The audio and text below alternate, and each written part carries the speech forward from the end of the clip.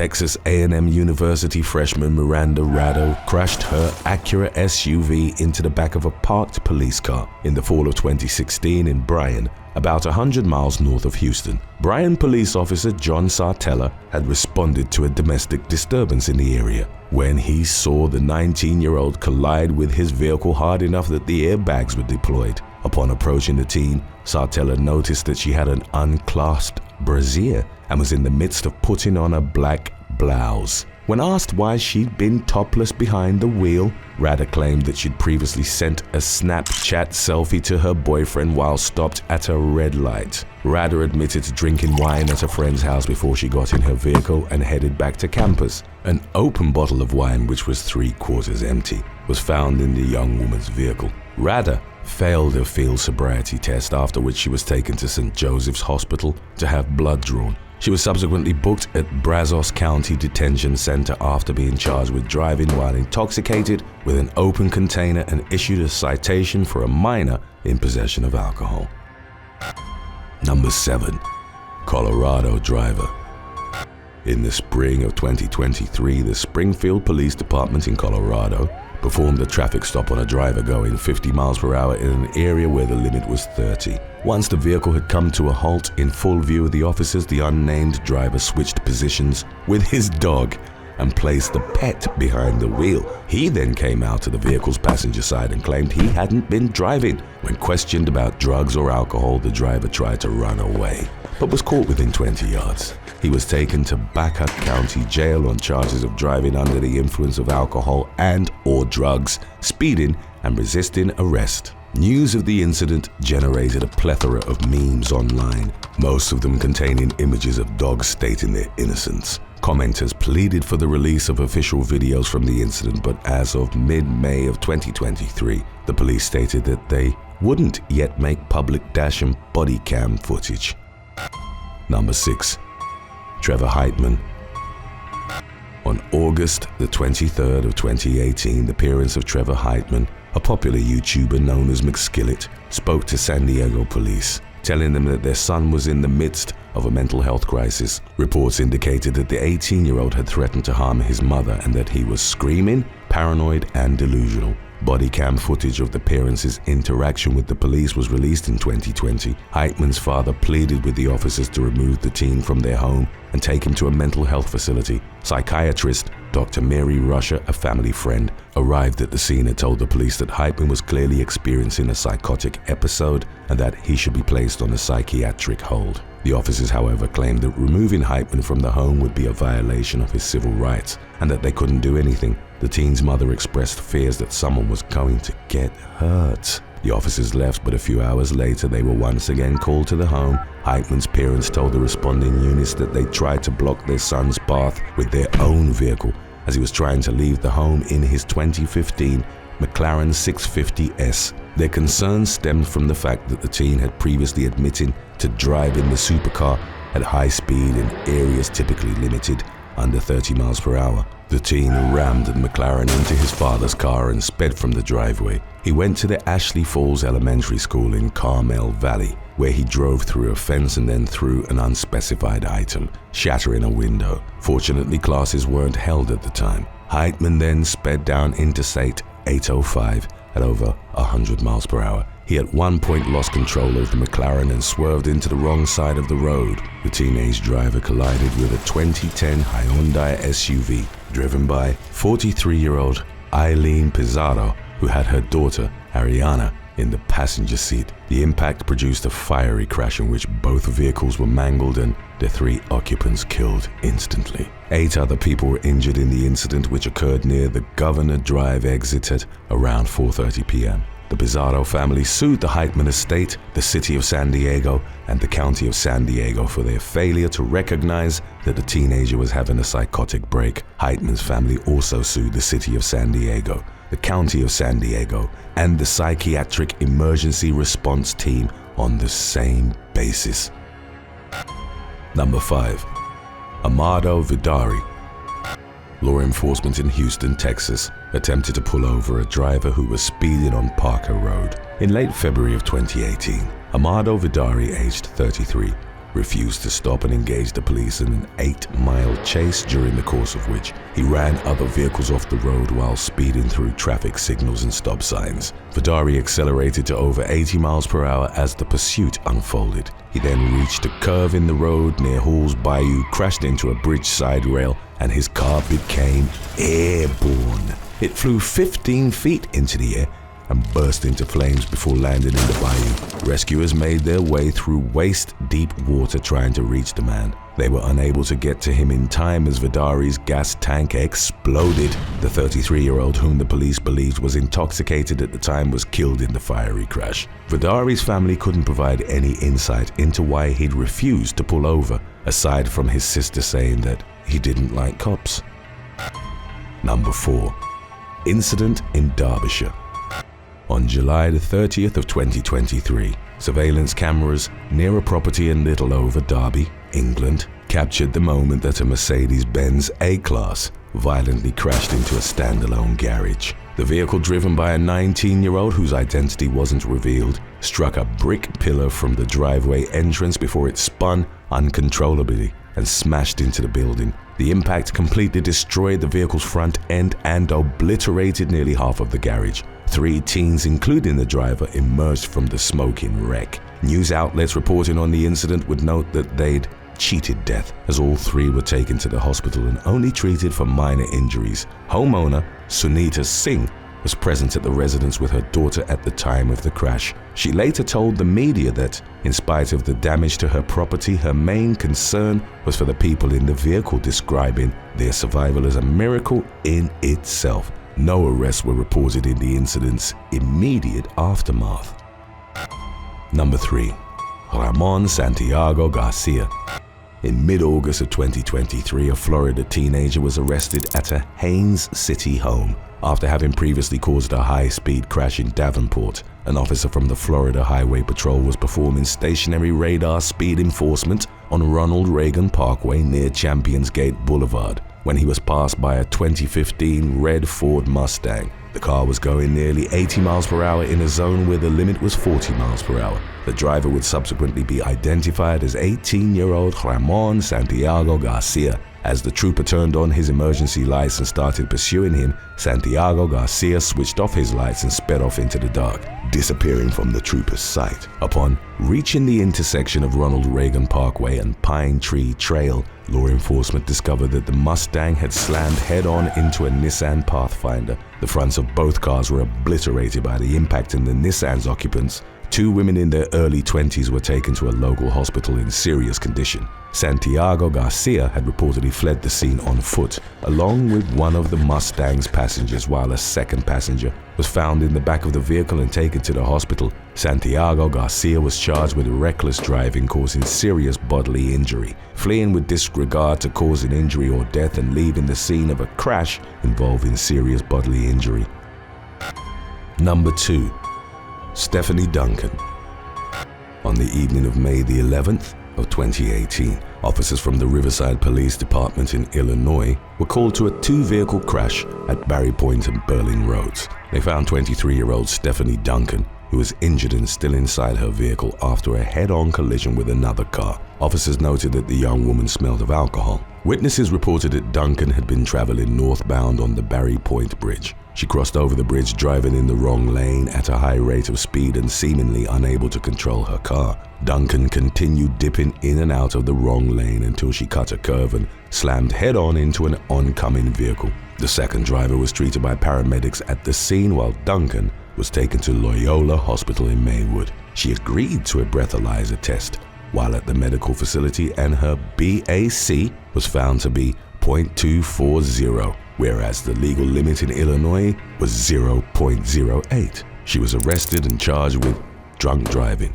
improper lane usage, driving in the wrong lane, speeding, and no vehicle insurance. We have another video about bad drivers lined up for you after number 1. Stay tuned if you'd like to. Number 1. Denny Rubio.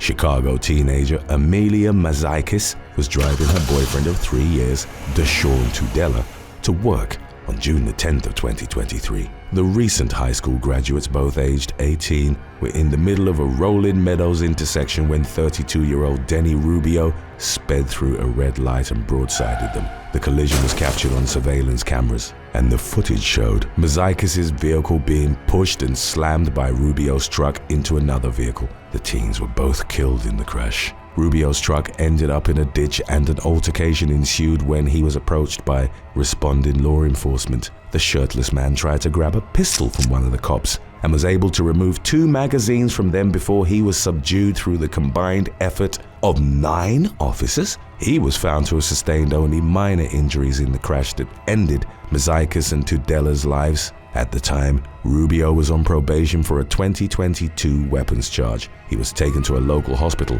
where he tested positive for cocaine and fentanyl, while his blood alcohol content was determined as 0.136. The Elgin man was arrested and booked on a $2 million bond after being charged with reckless homicide, aggravated DUI resulting in death, and attempting to disarm a peace officer. Prior to his arraignment, Mazeikis' distraught mother told a CBS affiliate, "I wake up and I break every single day over and over again." Standing outside Rolling Meadows Courthouse, Tudela's mother was quoted as saying about the tragic loss of the teens, "They were taken far too young. They were only at the peak of their potential." Rubio pleaded not guilty to his felony charges and was ordered to enter a substance abuse program at Cook County Jail.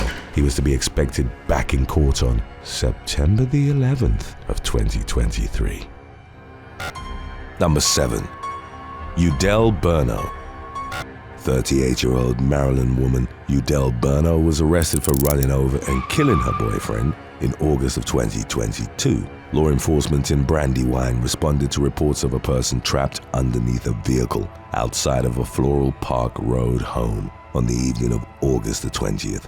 The victim, 40-year-old Riverdale man Shamato Clark, had suffered multiple injuries and was pronounced dead at the scene. A preliminary investigation determined that Burno, his girlfriend, had intentionally driven into him, fatally pinning him under the car. Burno was arrested and held without bond, facing charges of vehicular manslaughter. While it wasn't clear what had led to the intentional collision, Burno had a documented history of aggressive behavior and had been a defendant in various domestic violence cases since 2005.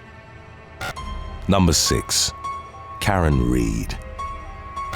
On the night of January the 28th of 2022, as a snowstorm was approaching the greater Boston area, Karen Reed and her off-duty police officer boyfriend left Canton's Waterfall Bar. After drinking at the establishment, 42-year-old Reed dropped Boston police officer John O'Keefe at her friend's house. The woman would later claim that she hadn't actually seen her boyfriend enter the home where they'd been invited for a party. Reed was reportedly suffering from stomach issues and decided to leave, making a 3-point turn in her Lexus SUV before driving away. A few hours later, she became worried when her boyfriend didn't return. She called O'Keefe several times and then drove with 2 companions to the Canton house, where they found him unresponsive beside the road in white-out conditions. He'd suffered multiple skull fractures, lacerations to his right arm, and his eyes were swollen shut. The 16-year law enforcement officer was pronounced dead at a local hospital, with hypothermia also believed to have been a factor in his demise.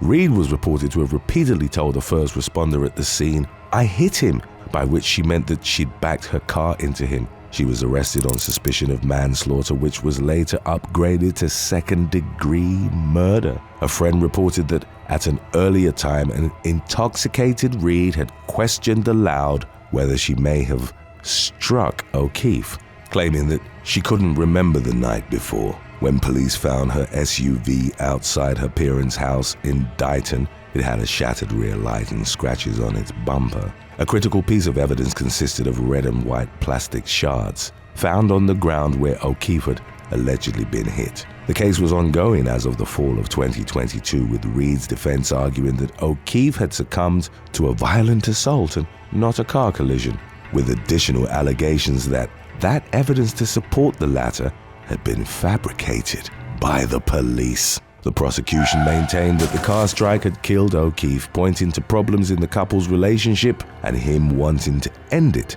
as contributing factors. Number 5. Grace Ross. Scottish couple Grace Ross and Joshua Kerr argued near the farm where the latter worked in the village of Leslie, Scotland, on May the 22nd of 2020.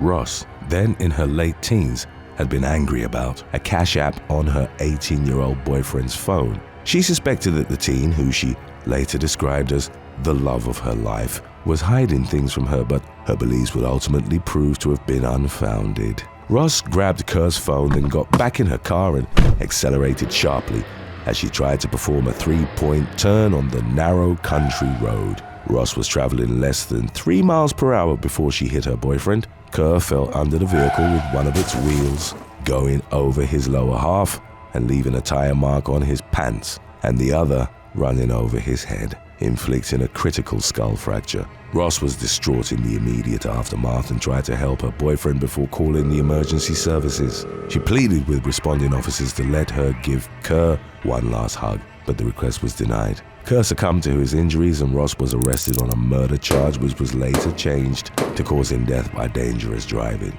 The young woman pleaded guilty to causing death by careless driving and, in August of 2022, was spared jail and instead ordered to perform 300 hours of community service in addition to being banned from driving for 5 years. Number 4. Nigel Malt. On January the 23rd of 2022, Lauren Malt and her boyfriend were involved in a deadly argument with the former's estranged father at her home in the village of West Winch, England. 44-year-old Nigel Malt, who was reported to have been inebriated at the time, had initially breached bail conditions by driving to the shop where Lauren's mother Karen worked. The latter had reported him to the police in April of the previous year for assaulting her, and he'd been living at another address at the time, with his conditional release stipulating that he couldn't contact his wife nor visit her workplace and home. While at the shop, Nigel repeatedly called 19-year-old Lauren with the apparent intention of forcing his way into the Ridgeway house where she lived with Karen and her younger siblings.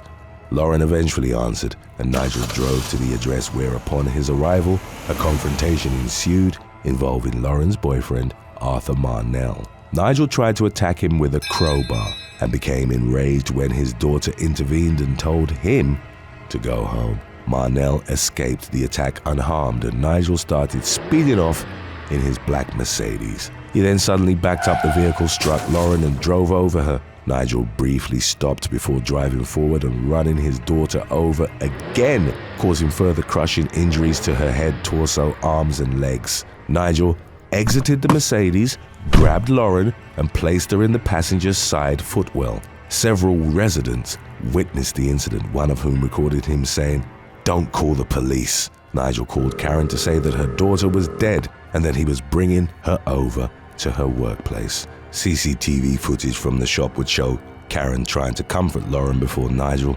drove her to a hospital in Kings Lynn where she was pronounced dead. During the trial that followed, Nigel's defense would try to argue that in his alcohol-induced rage, he hadn't seen his daughter while reversing his car. He denied murder but was ultimately found guilty and jailed for a minimum of 18 years in September of 2022. Number 3. Vincent Jean. New Jersey man Vincent Jean and an unnamed 23-year-old woman were involved in a fender bender in Elizabeth in April of 2022. Jean had reportedly tried to flee the initial accident, but the other driver took out her phone, started taking photos of his Mitsubishi SUV, and followed him up the street. In a vicious attack recorded by witnesses, 56-year-old Jean then mounted the sidewalk and drove towards the woman as she desperately tried to flee across a lawn. He slammed his SUV into her and only her screams were heard as she disappeared from view. After mowing her down, Jean continued to drive on the lawn with her underneath. As he reversed his vehicle, the woman reappeared lying motionless on the grass. Jean then revved his engine as onlookers, including the man recording the video, shouted for him to stop. He drove over the victim again before fleeing the scene. The woman was helped by other residents prior to being rushed to the hospital in critical condition, with injuries that included a broken spine and a severed liver. Remarkably, she survived her ordeal. Jean was arrested later in the day and charged with first-degree attempted murder and third-degree assault by auto. There was some speculation that his mental health might have been affected at the time of the vehicular rampage. The Daily Mail reported that based on his social media posts, Jean harbored an obsession for the video game Grand Theft Auto, the gameplay mechanics of which allowed players to run people over. Number 2. Jang. In the summer of 2022, a harrowing clip emerged on Chinese social media of a man killing his girlfriend by repeatedly running her over in Tangshan, Hebei province. The incident occurred across from a swimming pool where the driver, only identified by his surname as Jang, was part of the staff. The man drove a white SUV into his girlfriend, whose last name was reported as Wang by local media. Bystanders attempted to intervene and move the woman to safety, but their attempts were unsuccessful. Jang maneuvered the vehicle towards the onlookers and proceeded to repeatedly run Wang over while she was on the ground until she was dead. Jang drove off but was captured by the police a few hours after the brutal killing. Footage of the incident went viral on Rubio, sparking outrage and reigniting debates over the authorities' efforts towards preventing violence against women. Number 1. April Ridgeway and Stephanie Redmond. 2 South Carolina women were arrested in May of 2015 after getting into a fight at the Sakosti Elementary School in Horry County. 34-year-old Stephanie Redmond had reportedly shouted at April Ridgeway, aged 29, to slow down as she was driving towards a crosswalk. The latter got out and a confrontation between her and Redmond ensued. The 2 women started pushing each other while loudly cursing. A school employee intervened and asked them to stop, at which point Ridgeway returned to her vehicle and tried to drive off. Redmond then stepped in front of her vehicle and blocked the younger woman's path. Ridgeway tried to maneuver around her several times, but ultimately ran over her foot. Redmond, who refused medical help, was transported to a hospital as a precaution and later discharged. Both women were arrested and taken to J. Reuben Long Detention Center, but a judge subsequently found no indication of malicious intent on Ridgeway's part, and thus no probable cause to charge her, as it was Redmond who'd intentionally placed herself in harm's way. The latter, whose mugshot showed her with teary eyes, reportedly had a history of being confrontational with school staff. She was charged with disturbing schools and issued a no trespass warning from the principal. Thanks for watching. Would you rather drive the latest Lamborghini but only for a month, or have a personal driver for your current car for a year? Let us know in the comments section below.